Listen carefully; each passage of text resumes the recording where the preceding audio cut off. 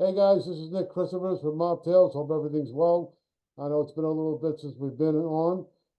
Today we have a very interesting guest. Uh, Interesting individual who's been involved in law enforcement and the ATF for quite some time. Had some amazing stories. Ignacio Esteban is his name. And Yeah, Ignacio, thanks a lot for coming on. yeah, man. Thanks for inviting me, Nick. Yeah, it's a pleasure. Yeah, man. Um, Yeah, Well, I just want to get people to get a little familiar with your um, your work that you did in the past. You were involved with you were a special agent for the ATF. If yeah. I'm now, prior to getting involved with the ATF, um, you were with the Customs, right? You were U.S. Customs prior to that, correct? Yeah, yeah. 21 years with ATF, 5 years with Customs, a total of 26 years federal law enforcement. Retired almost 3 years now. Hard to believe. Hard to believe. Oh, only 3 years. Oh, it's a short time. Okay. Yeah, Uh, Well, in that you got a bachelor's degree at if I remember St. Leo University, if I remember. that's right. That's right. I guess you watched a few of my shows. No, I do a little of my research, of course. I don't just go into anywhere dry. Oh, good, Um, good, good. but were you when you went to St. Leo University, was getting involved in this type of industry, was that of interest to you back then, or were you I, looking at something different? no, I think it's. I would say I was looking more to do maybe other things. But I always had, it's funny because I remember growing up watching Miami Vice. I don't know if you're watching Miami Vice, Nick, Of course I growing up. did. Who Yeah, yeah. didn't? And me being from Miami, and I'll give your audience a little background. Who I am. My family came from Spain, right, to Cuba, my grandparents. And unfortunately, because of politics and what happened with Fidel Castro and the communists and everything else in the late 50s, early 60s, they had to leave. And just like a lot of people with businesses, and I've talked about also mobsters, and from Meyer Lansky to Santo Trafficante and everybody else, everybody lost everything. They lost their shirts because of the communists and Castro, right? My family was no different. Very successful people. They really had no interest coming to the United States. But when you take their livelihood, when you take their money, they take their bank accounts, everything, and you have to leave dry. I said, if you want to leave, this was Castro's rules. You have to sign up all your checking, savings accounts, goes to the government, your cars, everything states you have to come empty-handed. That's one lesson learned that they can take the governments can take your money, they can take your assets, but they can never take your education. They can never take your work ethic. They came over here and they started all over again. And like not many people who are subject to, unfortunately, the communists and they lose things, they started here again. So I was fortunate. I was born in Los Angeles. They came over, raised in Miami. And like I said, I was watching, like I said, Miami Vice and stuff like that. And I love that show. I love Miami. And it was cool at that time because I was small. I was still like 10 years old, 11 years old. But man, Don Johnson drove a cool car, right? That cool Ferrari, a lot of cool weapons, a lot of flash, a lot of bang. And that was always stuck in the back of my head, Nick. And I was like, man, that is pretty cool. That is pretty cool. So years later, comes back, you're in college and stuff. I graduated. I always had passion for politics. So I had a degree in political science and history from St. Louis University, which those who don't know, that's north of Tampa in Florida, in St. Leo County, St. Leo City, which is in Pasco County.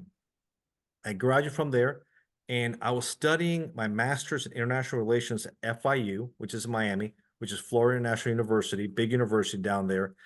And I was applying for law school, and I accepted to a school up in Lansing, Michigan. And I was going to go there before. Miami and Lansing, as you know, two different worlds. Very cold up there in Lansing, and the weather's Yep. very nice in Miami. So there was a thing that came around that was called the internet, right? In 95, Windows 95. And a lot of people, I was still brand new. What's the internet? I had no idea. But I'm a type of guy that likes to explore and try different things. So I bought myself a computer. I went with dial-up. And when you have dial-up, it makes it, remember that noise? Went beep. Yeah, yeah, Yeah, sure. yeah. And you can't use your phone. You can't do anything. But they say, what are you doing? I think, you think people are going to spend their time online surfing the net? What is this? And I said, be surprised. This is going to be the way of the future. And I was able, instead of going to the paper and the want ads looking for work, right? I was able to surf the net looking for jobs. And that's where I really wanted to do it. You know, not to check out chicks or porn as some other people want to do. I want to find out how to find employment and research, and I can buy a lot of things. And I ended up starting not day trading, but short-term investing because of it too. I had a cell phone, and I started with E-Trade, and I started making some money there. But I got picked up with U.S. Customs. They had Fed World at the time, and they needed Spanish speakers, people who had a bachelor's degree. And of course, I grew up in Miami because about 90% of the flights come from Latin America to MIA, to Miami. So instead of having an interpreter, they wanted the customs officials, inspectors, to be able to deal directly with the passengers because the drugs was enormous, was coming into MIA back in the late 80s and the 90s. It was enormous. So I got picked up and I started working with customs. And it was eye-opening. I'll be telling you, Nick, eye-opening. I went from being a guy about to go to possibly Lansing, Michigan, to have a career in possible law, this is what, in essence, I did. Instead of have to waste my time and spend all that money, because law schools are expensive, I started getting paid. And working for customs, you also make a lot of overtime. So I went from possibly getting into debt to having good benefits and making a really good salary, which was important for a guy in my early 20s. This is mid-90s, and I'm out of college in my early 20s. So this was a good thing. And I was a guy that was very fit. In college, I had a scholarship in tennis. I was also on the cross-country team. I was an avid swimmer also. So I was a very fit guy, and my father was an avid shooter.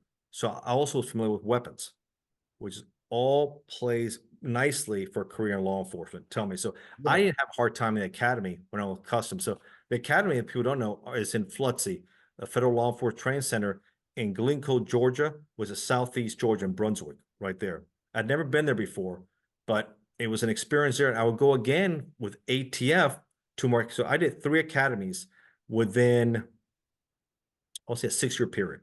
Within a 6-year period, I did 3 academies. You got to be fit. Hot conditions, tough conditions, a lot of running, a lot of fitness, a lot of shooting, a lot of cool things, which I had the mentality because I used to run a lot, I was good with. So that was it. But going to Miami, so remember, my world wasn't, and I get thrusted into law enforcement, federal law enforcement at the border, and there was tons of corruption, a lot of corruption.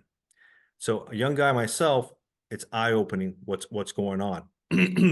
And even within our own ranks, I expected it possibly with the longshoremen, yeah, with the ramp workers, yeah. I mean, the cartels in the 90s were strong. I mean, you still had the Colombians, the Medellin, the Cali cartels, and the quickest way, it wasn't before the Mexicans. The Colombians would collapse, and the Mexicans would take over. You know, El Chapos and Sinaloas, and the Guadalajaras and Gulf cartels. All those would take over, and they would push it through the land border. Right. This was a time where the biggest way was through the 747s, the big planes, the cargo planes, go to Miami. Corruption's enormous, and get thousands of pounds or through the seaport and get it all through Miami. That's how they wanted to do it, either through Colombia or through transshipment countries like through Central America or the Caribbean. A lot of corruption in the Caribbean, like in Haiti, Jamaica, Puerto Rico. Get them that way, and then come to MIA. And it was so much drugs that even within our own ranks, which was shocking. I was there maybe already, we're talking about 95, 96, 1 year. And you already saw one of my supervisors get involved in a big sting that took him down with local law enforcement from Hollandale and Hollywood Police Department. So he would, on the off time on the weekend, go to a smaller airport. There's MIA, Miami International, and then we had one that was Tamiami Airport, which was in Kendall, maybe about 5-6 miles. And we would also clear smaller airports. Well, this would be private planes coming in to be cleared, right? Unbeknownst to him, they were tipped off, and that smaller airport was already being wired up and watched by internal affairs. But he was clearing with the local cops about 300 to 400 pounds of cocaine that came in quickly from Colombia. They were clear themselves, and then they would the police would escort him with the drugs to another warehouse somewhere else to be sold and to be distributed. Wow. Unbelievable. Yeah. I remember when, like I said, unbeknownst to him, IA, Internal Affairs with Customs, was watching. They already had information all wired up, and he was taken down weeks later. And it was still shocking to remember seeing a supervisor, a person you knew working with part of the problem. You're there to seize large amounts of cocaine. And I'm telling you, when there was huge amounts of cocaine going, it wasn't uncommon to have a seizure be part of 600-700 pounds.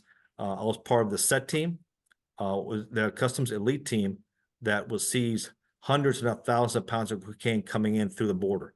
It's shocking, Nick. That's, Shocking. that's the contraband enforcement team, right? That's right. That's right. I was part of that team for about 4.5 years. Well, Seizing some of the biggest loads. during that time, now what's, if that's a big difference between customs and ATF. Because customs, it's in the airport, ATF, you're actually dealing with the criminals. You Yeah. know, it's a hands-on job, basically. A lot of people don't really understand what the ATF really does, what it's about, really. A lot of people don't. People know what the FBI does. We get that. What the local police does, yes, we get that. But I think, like the DEA, yes, we understand, Drug Enforcement Agency, we get it. But when it comes to the ATF, I think a lot of people don't understand the capacity and the level of power compared to, let's say, the DEA. And so my question is, what is the difference? And does the ATF and DEA, do they work together? Oh yeah, absolutely. Yeah. We work a lot together because we're there. What is ATF? And I'll tell you a story how I came with ATF when I get to customs, but I'll give a little example of ATF, then I get back to how I got into with ATF here. With the Bureau of Alcohol, Tobacco, Firearms, and Explosive, like I always say, it's a small A, a small T, huge F, and a medium E. Firearms trafficking, firearms violation is our bread and butter. That's a lot of our caseload and a lot of the work that we do. Again, Elliot Ness, the Untouchables, he was a legacy ATF agent, right? Bureau of Prohibition. And with time, there's an evolution. The one took Al Capone and these guys down.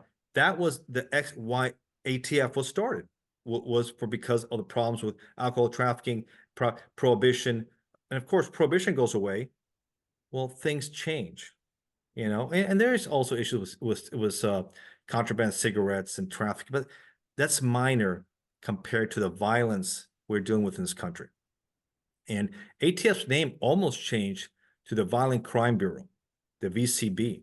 People don't know that. There was a lot of talk in Congress because a lot of people were confused, like you said. What is this? What is this ATF here? It sounds like I've seen shirts that says alcohol, tobacco, firearms. All we need now is to have a party. What a bang, and we'll have a party going on. So it deals with a lot of violent crime. So as an undercover agent, I mean, and I'll backtrack a little bit here. I think you can see in the poster behind me right there. I'm not sure if you can.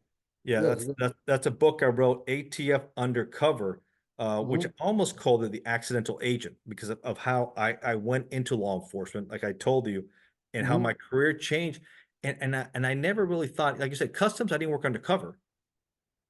But when I got picked up by ATF, and why did I get picked up by ATF?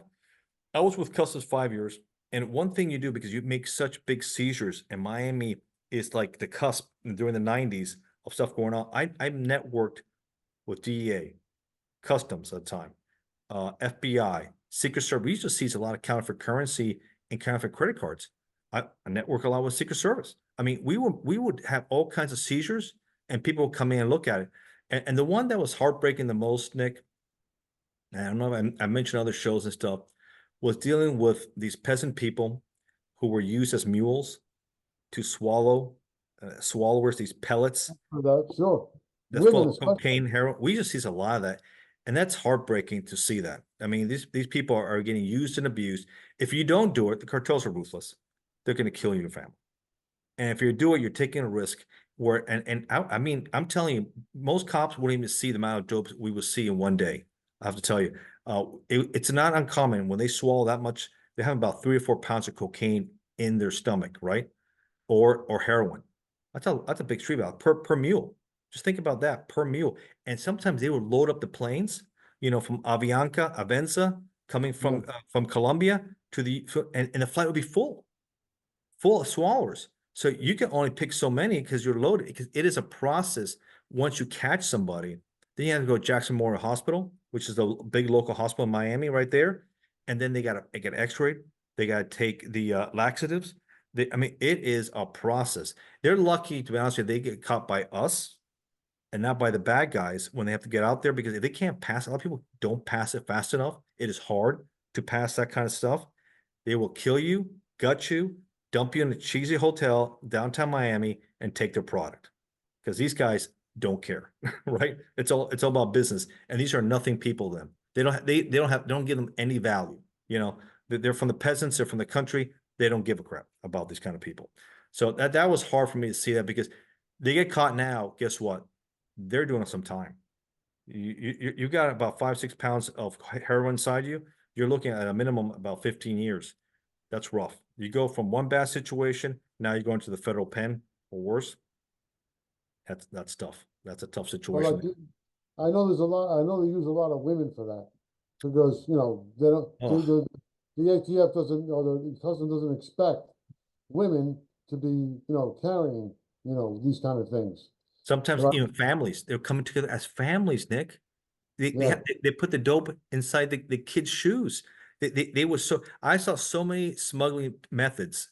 It's unbelievable. Obviously, you know, you think of the suitcases. I've even seen liquid cocaine, where they would have it in, the Haitians were very good at this, bringing in their bob and cool and their alcohol, right? And then they would drain it, and so when you shake it, it'll be all powdery inside. You know something's in there.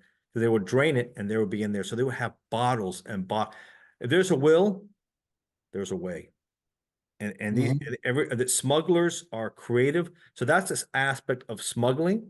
But we also see a lot of guns. So on the set team, so the drugs come in. Guess what needs to come out? The money. Lots of money coming out. That team is even smaller. We have a big enough team for the drugs. The team's not even big enough to get all the money that comes out back to the cartels also. So it's eye-opening what's going on. We work a lot with, like I said, state locals. We even had the National Guard work with us. So as a set team, we had the National Guard, had National Guard members working with us, trying to find drugs. That's how big an operation these things get here. So I networked and I said, that's the airport. I don't need probable cause. Everything is subject to search that comes internationally. Person, product, etc. That's some authority. That's custom authority, right? You're coming in here, I'm going to search you because we got a big issue with drugs and contraband coming in our country. We can search you. But I want to take it to a different level, and I want to be an investigator, undercover agent, right? Well, that's a different game right there. So I put in for ATF, Customs, FBI, and at the time it was still Customs. It hadn't changed its names to HSI. It was still under Treasury, and they didn't want to give up their inspectors, officers, because it was hard to fill these positions. So they weren't hiring us as agents.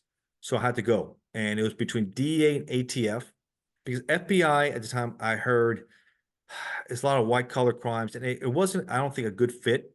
But being a Spanish speaker, DEA and ATF was going to be a good fit for me. And ATF was hiring, and I was fortunate enough, I wasn't sent to the border. I wasn't sent to other side of the country or New York City. I went to school in Tampa.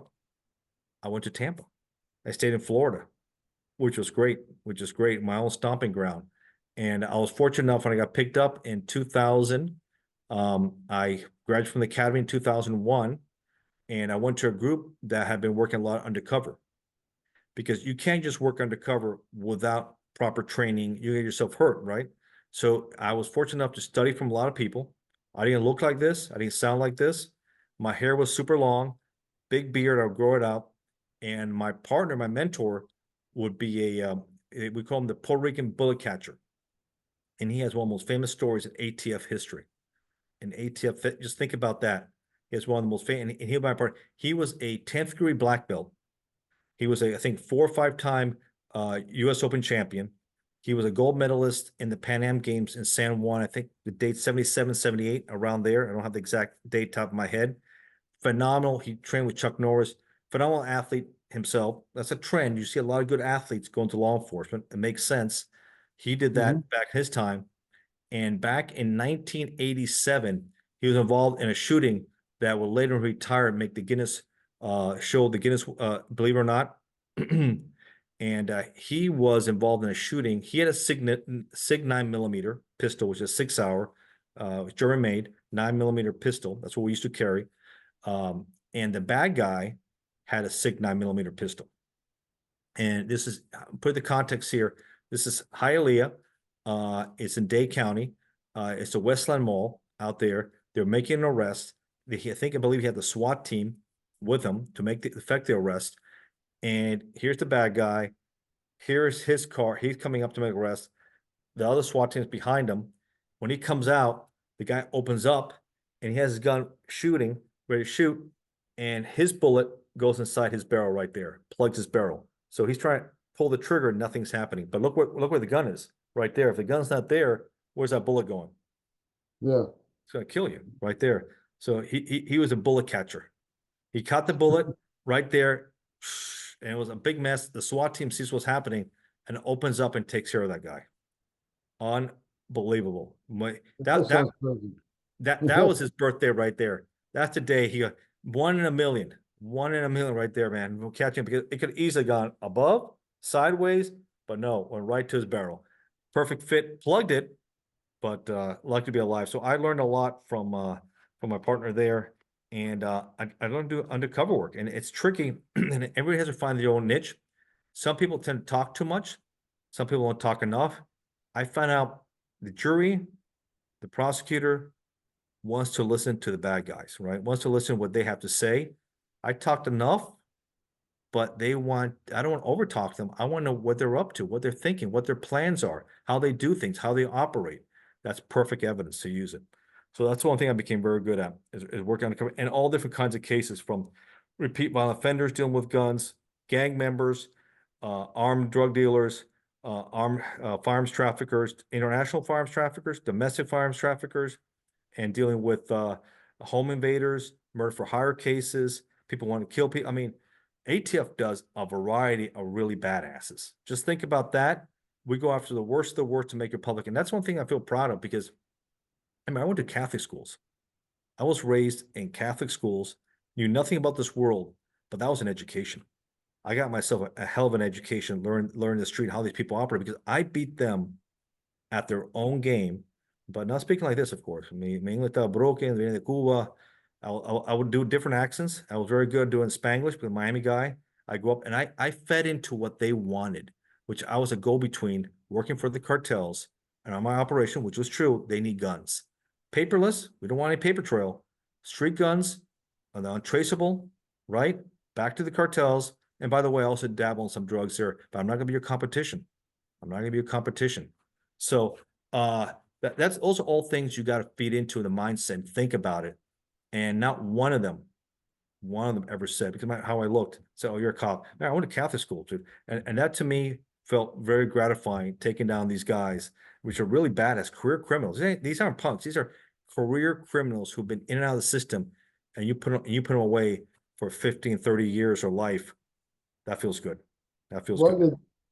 so the time being doing that work and taking down these kind of individuals, would there be any one of them that is a name that we kind of like know or familiar with? I mean, the general public, I mean. Is there anybody that you can say, wow, this guy was one of my top guys that I took out, I'm very proud of? Was there anybody that you could mention? Yeah, I mean, I worked a lot of cases. I've told a lot of stories, and a lot of these people may not be famous, but then I'm part of cases that maybe I'm not the case agent. I remember in 2002, do you remember the Beltway killers, the snipers, Muhammad and Mavo, who I were think killed? so. Yeah, they were killing people in the Beltway in DC. They started their shooting spree in Tacoma, Washington.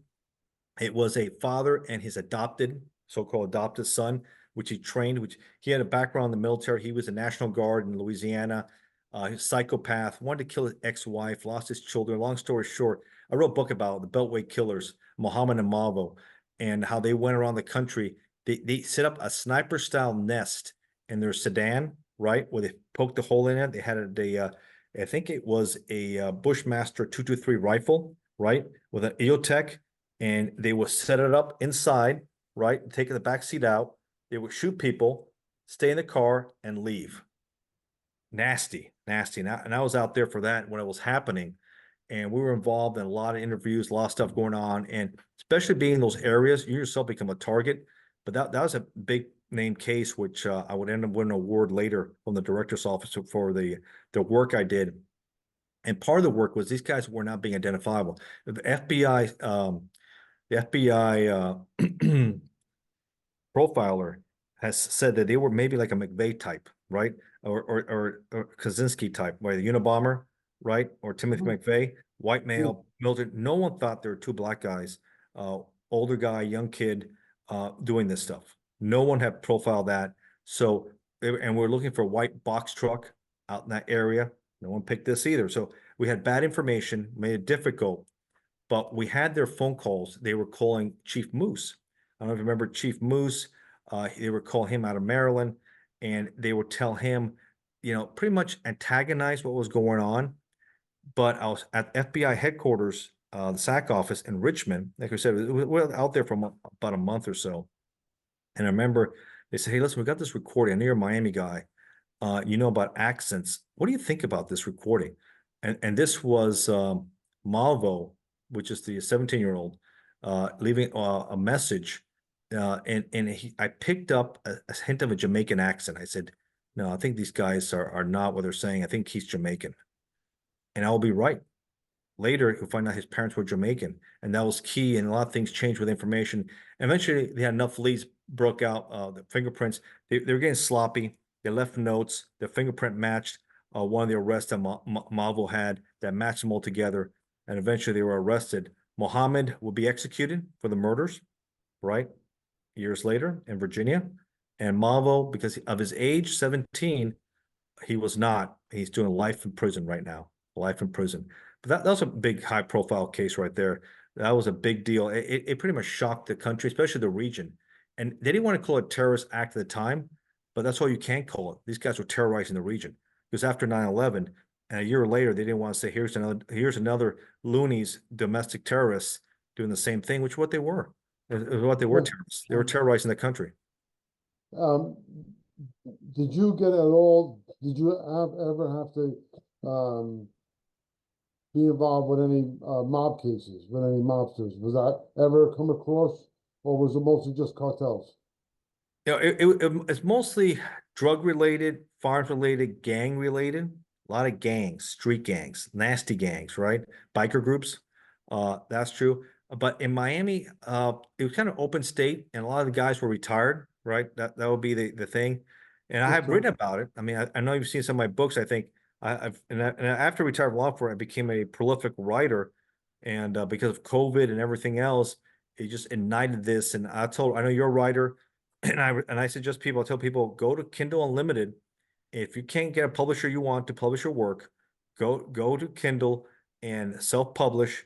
Put your work out there and get it out there, and people start reading it, which is exciting. And all my books, by the way, all my 80 books are free. If you're a Kindle Unlimited subscriber, a K subscriber, read my books. And I'm also very popular on Medium. I don't know if you've been on Medium, Nick, medium.com. I've got close to 80 articles on Medium also. So from true crime to politics, current events, and I've also become very political. But I've started to research the mafia. I found it fascinating. I've written books about it. Let's just say that. I've written books about it in my research, especially with the ties my family had in Cuba and what I mentioned to you about Meyer Lansky and South Traficante. A lot of people don't know that Traficante, only serious time he ever did was in a prison in Cuba. Castro put him up, locked him up, and he couldn't even attend his daughter's wedding because of it, what happened. And then he put him out of the country. Meyer Lansky had a chance, didn't take the risk. I think because he was the accountant and he was the czar for gambling for Cuba, and he was tight with Batista. Well, it didn't turn out well for those who stayed, who were close with Batista. The firing squad opened up and took care of business for those guys. And I think Meyer Lansky, even though he had Havana Riviera, he realized that it was going to cost him everything. And off he went. A few days before Castro made his all the way from one side of the island all the way to Havana, he made a good move to leave and never returned, lost it all. That's true. That's true. Yeah, I find it fascinating. The fall of Havana, in my opinion, led to the rise of Las Vegas and then the big gambling. A lot of people used to love going. I mean, Cuba was a place where, there was corruption, unfortunately, like anywhere else. But remember, they also had the Havana conference, the mob conference there in Yes. 47, I think, 46, Seven. 47. Yeah, right there in the National. What a beautiful hotel.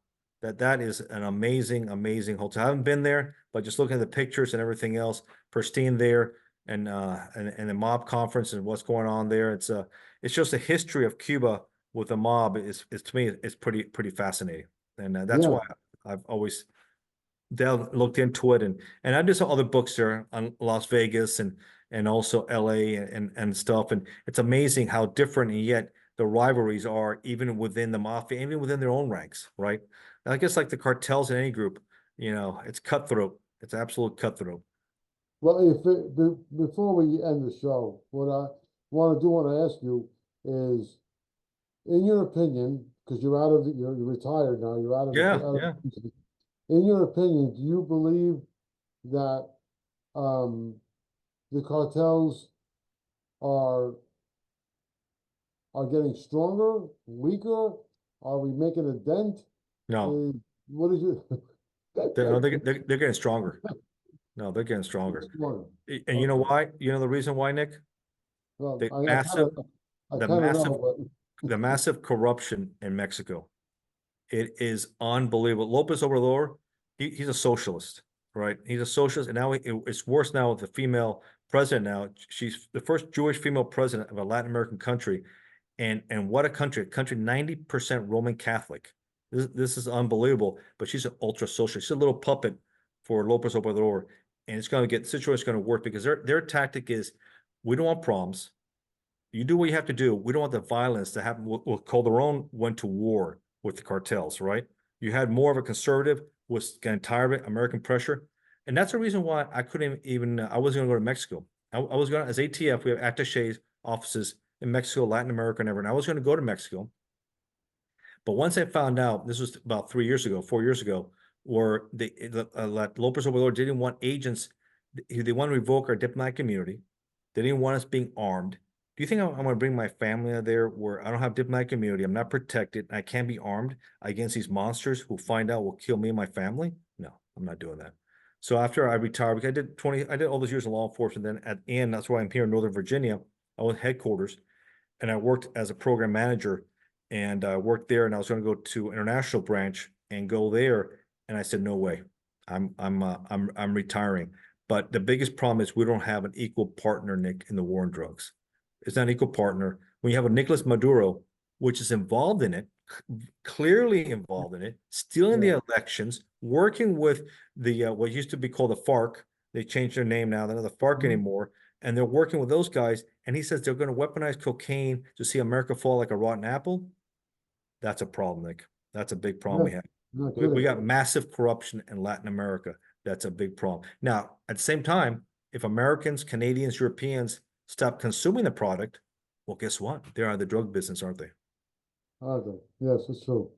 Yeah. So it's a balance. We have to help people get off. My opinion, we have to help people get treatment, get them off this stuff, and have them a young age not to do it because it's awful the way you're seeing families being destroyed. Fentanyl is destroying families. It's just awful, awful, awful. They don't care. They're saying that's an American problem. Oh, but when the guns come in, then that's a problem. Oh, well, then you got to help balance the issue there. So, and then you saw Lopez Obrador on 60 Minutes. I don't know if you've seen this 3 months ago. Pretty much said, well, if you want Mexico to do a better job with immigration, drugs, you're gonna pay for. You're gonna pay more. You got to pay more. So it's pretty much a shakedown, in my opinion, with these countries and get off Nicolas Maduro's back. No, he's a criminal. A lot of people don't know he's been indicted international narco terrorist under the Trump administration. Indicted. Maybe he'll be another Noriega. Maybe it's time with a new administration. Trump comes back, which I think he will. Maybe he's taken out, and the real president who won will return in Venezuela because Venezuela used to be a very prosperous nation like Cuba and destroyed by these communists. So I'm hoping we'll see a change in Venezuela, and maybe in Venezuela will be a change in Cuba. Now let's hope to see. We'll see. Let's hope so. Well, Ignacio, it was a pleasure having you on the show. Thank you, Very sir. interesting conversation. So people can find your book on Amazon, obviously. Amazon, you find, you just go Amazon, type in my name, Ignacio Esteban. If you're a KU, Kindle Unlimited subscriber, all my books are free. If you're a Medium, if you want to go Medium, you can read my articles also, which are, I have 80 articles also talking about these things here also. Lots of shows. You just type my name on Google, go to YouTube, go to Rumble. I've done hundreds of shows already, been a guest of my own. I do a weekly show also, William Steele. I think you know Bill also. Yeah. Yeah, Mhm. we do a weekly show. I've been 2 years, Yeah. Bill. And Adrian Martinez, shout out to Adrian. I think you mentioned Adrian, you know Adrian Yes. also. I, Yes. I've been on Adrian's show many times also. I've been, shout out to William, of course, Bill, shout out to Crime Entertainment, Chip, right? Chip, yeah, good friend of mine. Yeah. Yes, Yeah. Chip also. We I've all done, know each other. yeah, it's a great network. I've done a ton of shows. Go check them out also. Go see my shows out there on Amazon. And these are good shows to do. And I'm continuing to write and also doing screenplays also. I'm hoping to make either my book, ATF Undercover, which if you're an Audible, go check it out also because my book had a professional voice actor do ATF Undercover. Sean Milo, shout out to Sean Milo, and the most dangerous crime syndicates of our time. That's a 7-hour listen. And I'm working on one on tyrants and killers. Also, another one's gonna be 7 hours coming out shortly. So I'm having different ways to find my work. Check it out if you want to follow me. Go on Facebook, LinkedIn. You can also follow me there, or on Medium and many other platforms out there. Awesome. Ignacio, thank you much, buddy. It's a All right, lot. buddy. That's Thank you, Nick. mouthful, but thank you much. Thank you. We'll talk soon for sure. All right, Nick. Thank you. Thank you.